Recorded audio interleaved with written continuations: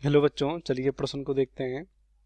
प्रश्न दिया गया है हमारा, बोला गया है रिक्त स्थान की पूर्ति करनी है। इसमें बोला गया है में अत्यधिक संख्या में श्वेत ग्रंथियां होती हैं। तो सबसे पहले इस प्रश्न का हम देख लेते हैं मुख्य अवधारणा।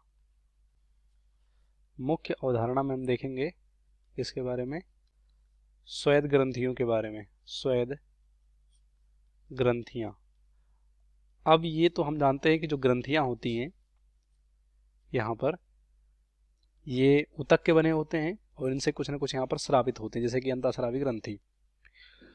तो यहाँ पर जो श्वेत ग्रंथि है, ये हमारी जो त्वचा होती है, त्वचा यहाँ पर पाई जाती है, इसमें पाई जाती है।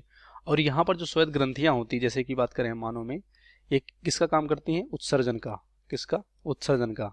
मतलब अगर हम बोलें कि मानव में विक्र के अलावा भी उत्सर्जन अंग होते हैं, जैसे कि फेफड़ा हो गया, और जो हमारे उस यहाँ पर श्वेत ग्रंथियां हो गई वो हो गया, त्वचा हो गया, ये सब क्या करते हैं? उत्सर्जन का काम करते हैं। तो इसमें क्या होता है, जैसे कि लवण हो सकते हैं, लवण, और यहाँ पर इनमें अत्यधिक, जैसे कि यहाँ पर जो जल होता है शरीर में, वो भी ये उत्सर्जित करते हैं। तो ये सब यहाँ पर काम करते हैं, श्वेत ग्रंथियों का ये काम होता है, श्वेत ग्रंथियां।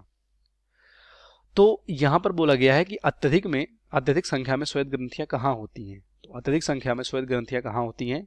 हथेली।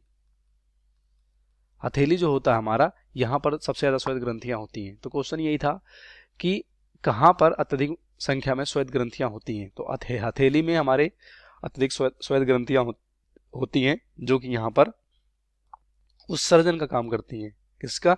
उत्सर्जन का। जो भी हानिकारक पदार्थ होते हैं शरीर में, उसको शरीर से बाहर लाने का काम करती हैं ये। तो ये भी हमारे शरीर का एक क्या है?